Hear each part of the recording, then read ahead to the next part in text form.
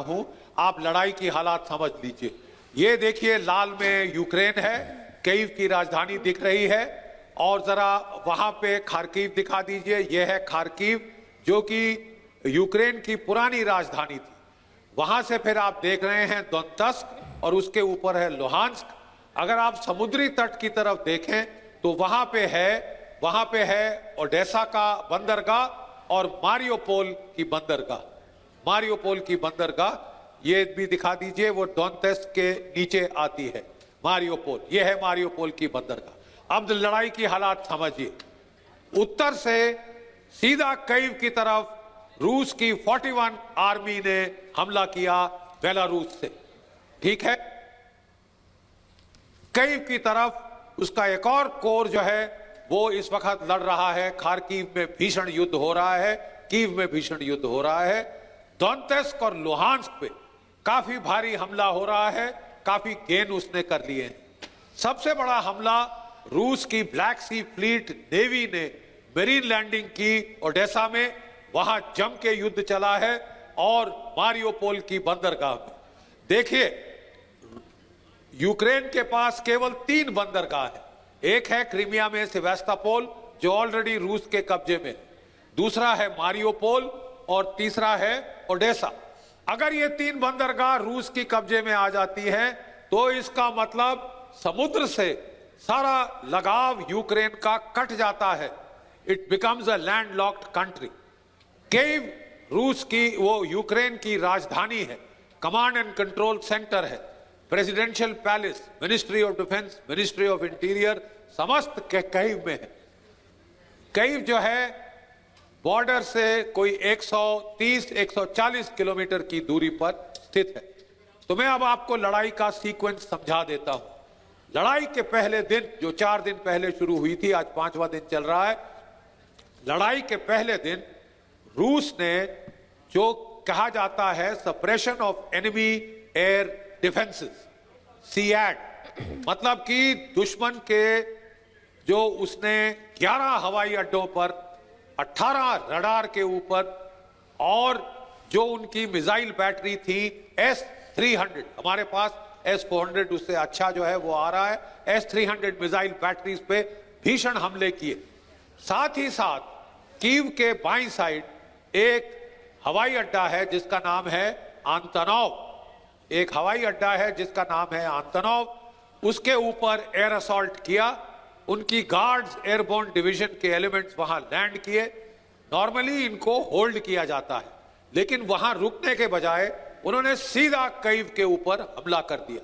ये हल्के टैंकों वाले BMP BRDM वाले ये ट्रूप्स हैं, और इनका सीधा हमला करना मतलब इनको अंदेशा था कि शायद सरेंडर कर देंगे।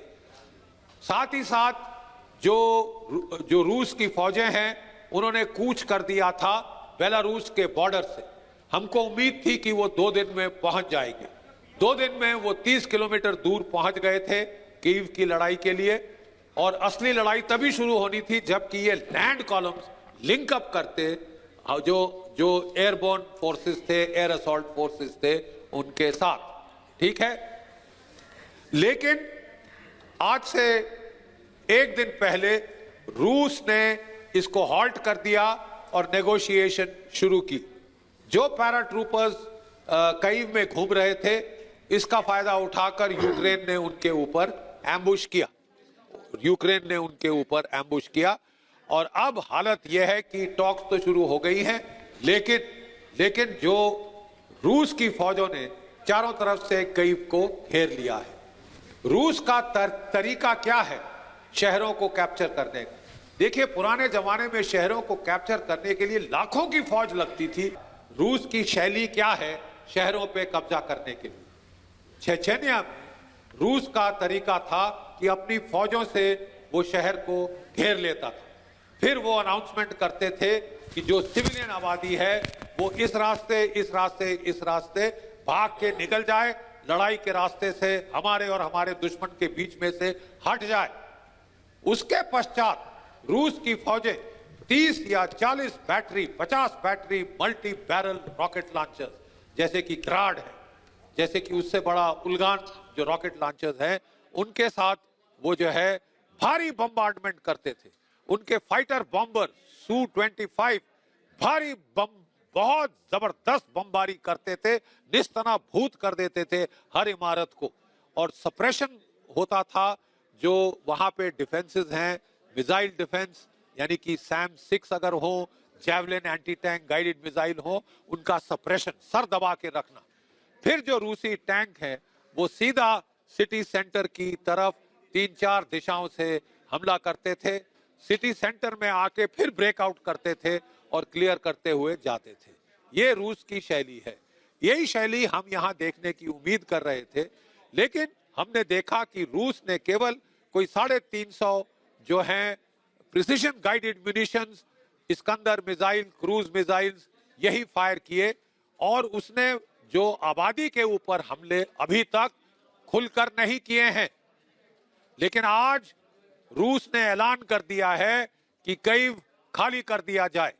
इसका मतलब रूस की जो अगला प्लानिंग है वो ये है कि हम वो जो है अब आबादी को हटा के टूट पड़े यूक्रेन की सेना पे, भारी फायर असॉल्ट करें, भारी एयर असॉल्ट करें और हवाई हमले, जमीनी हमले, उनके पास जो है सेल्फ प्रोपेल्ड गन्स, वो सब आज और कल के अंदर आप भीषण लड़ाई का मंजर देख सकते हैं, जिसके चलते वो कीव पे हमला करेगा, वो खार्किव पे भीषण हमला करेगा।